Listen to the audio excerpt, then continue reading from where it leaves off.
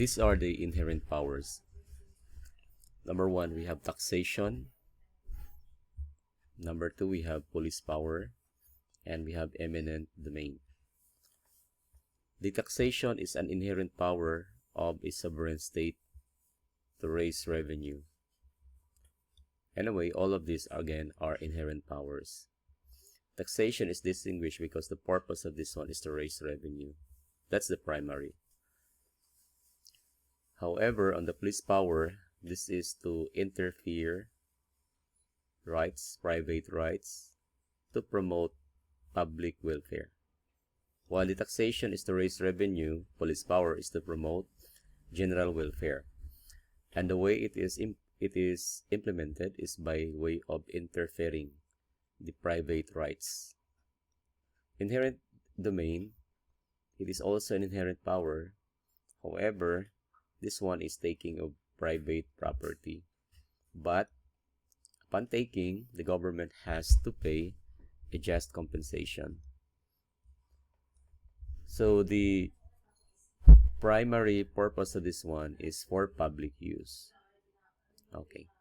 Now, those are the basic differences of the three, and we have further differences here below. Letter A, as to the purpose. Again, to reiterate, that is to raise revenue. This one is to promote general welfare by way of interfering the private rights. So that is what we call regulations. And second, the third eminent domain is to facilitate state's needs by taking of property for public use. Okay, so again, they have to pay a just compensation. Letter B, as to the amount of exaction, the taxation has no limit, okay, as determined by the Congress. But of course, they have to define how to compute that. Let's say 12% VAT. You have to pay 12% VAT of your sales, example. So as long as you have as much as your sales, you have to pay the VAT in ratio of that, in proportion is 12%. So meaning to say, as much of the tax, you have to pay for the VAT. Police power, limited to cost of regulation. Again, there's a limit.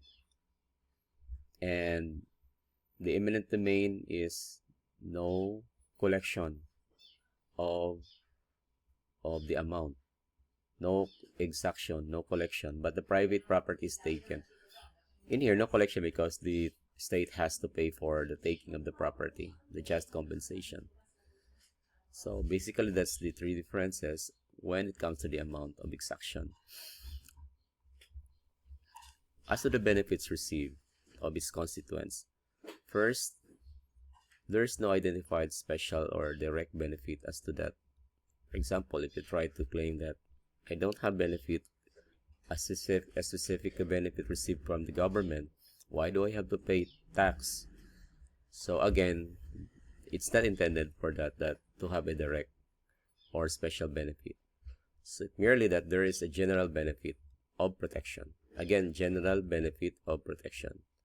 And one of those are in the form of laws. So we have laws implemented, and that's one of the benefit because that is supported by our taxes, is funded, which is implemented by our police power. So also the police power implementation has no direct, just like with the taxation. So it just promotes the healthy economic standard of the society to attain. And that is also in the form of laws that they need to comply. Enforcement of that also. So we have policemen and other regulatory like the LTO to regulate the behavior of each. And those are the apparent, of course, exercise of the police power. There are other not really apparent in the exercise of police power, but they are still exercise of the police power. The third is the eminent domain. There's a direct result in here. So this is the difference. There is a direct here, no direct, no direct. Here, meron kasi the government has to pay the just compensation. Babayaran yung kinukunan ng property. Letter D, non-impairment of the contracts. The taxation may not be impaired.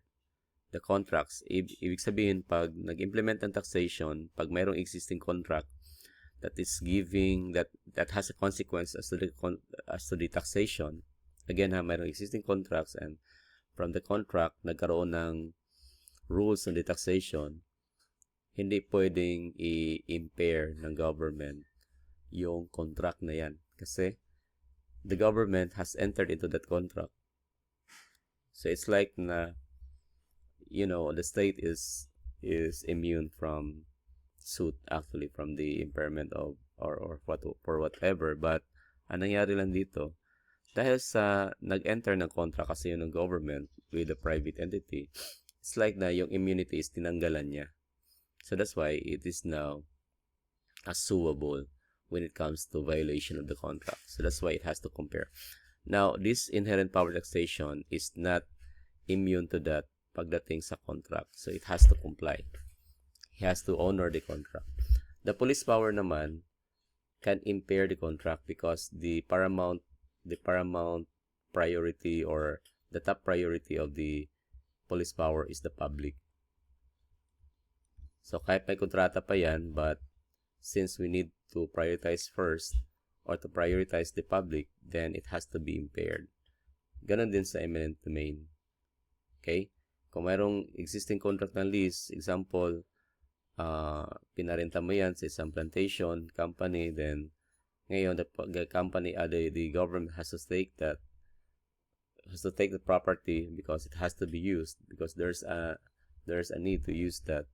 So yung contract between you and the plantation company will be revoked in a way of the government will take that property and will pay for whatever in the form of just compensation. But still, again, the due process should not be omitted.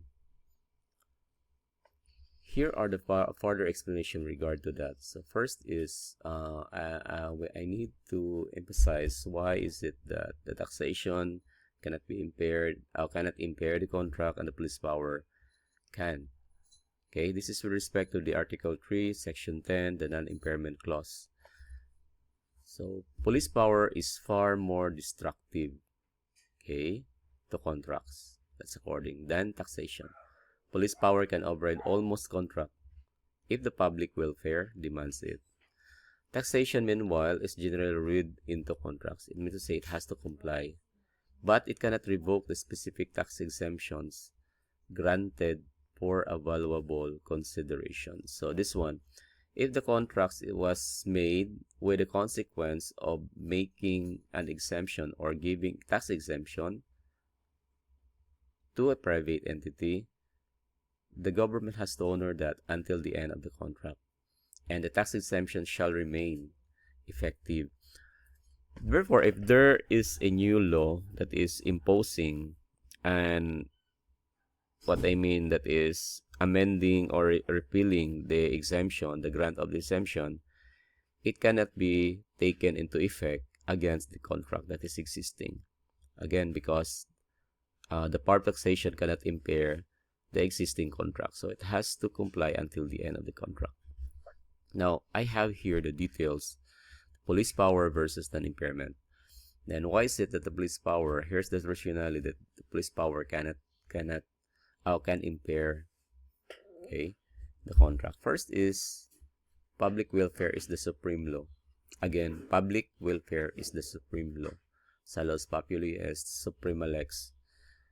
All private contracts are presumed to have implied reservation clause. So kung mayroon kang contract ngayon, there's always a preservation implied to that na pwede yang i-revoke ng state when there is a demand for a public welfare, because the public welfare is the supreme law. So the state can enact laws to protect the public health, safety, and morals. So ito yung mga bagay na kailangan talagang i-prioritize. So regardless of the contract na yan, if that is not aligned with the public health and there's a new law that will revoke the contract or that can revoke the contract, impair the contract, then so be it. So paano ba ito gagawin? If you have a valid contract, anong nangyari?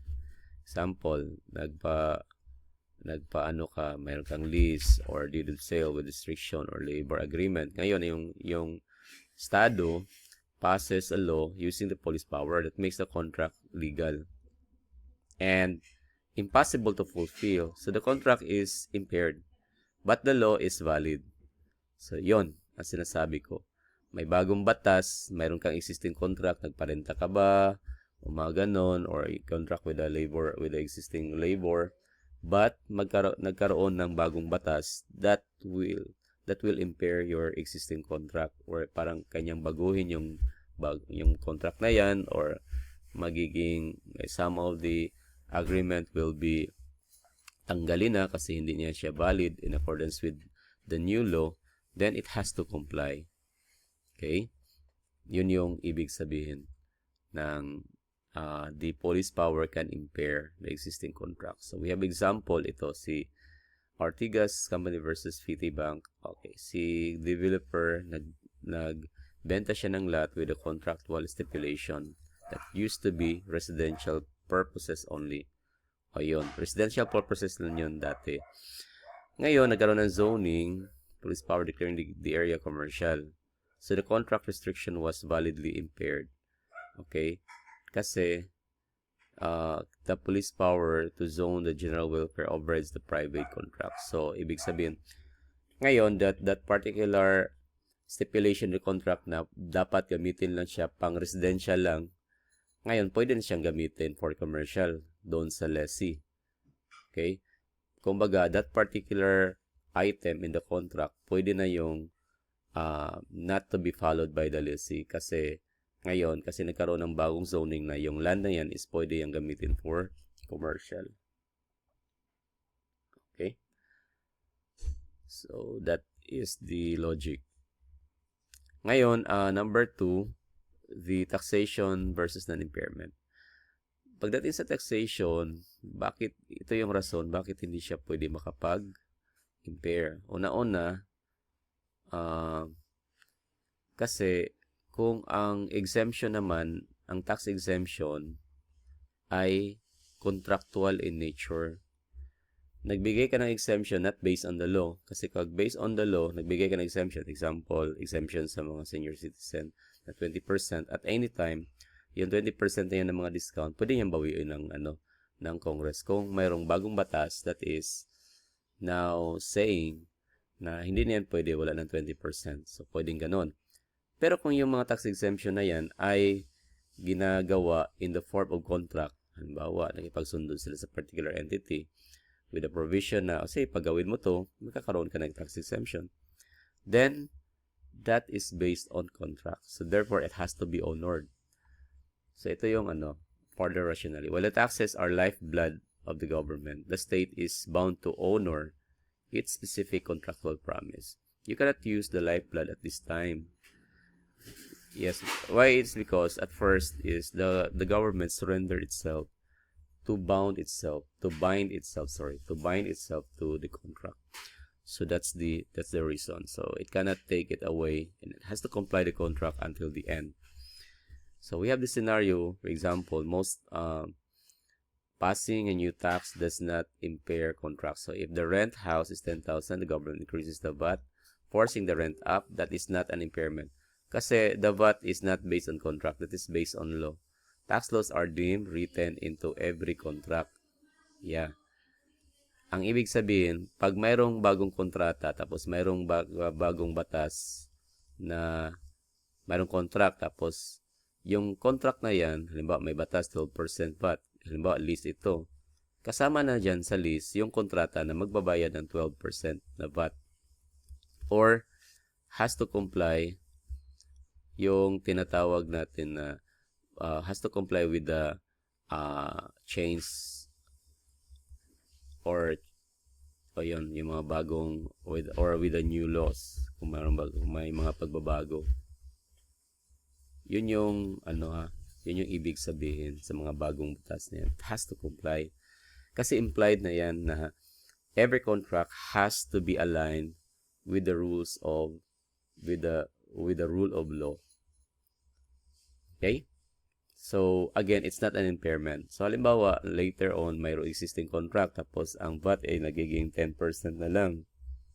For example, ang mangyayari dyan, that contract will not pay any more the 12% VAT, but will pay the 10% VAT. Kasi yun yung bagong batas. And that is not impairment of the contract, ha?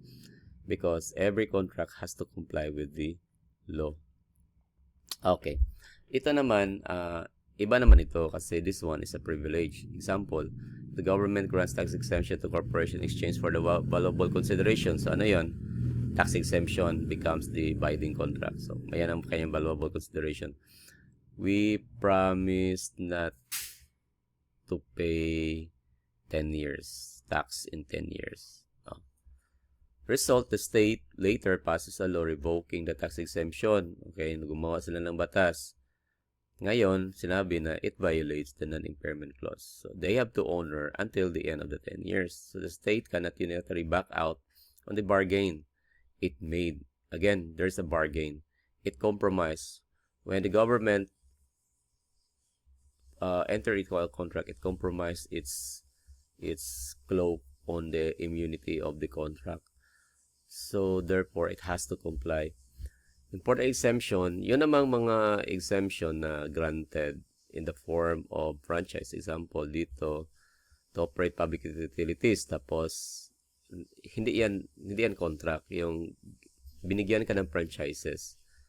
Privilege yan.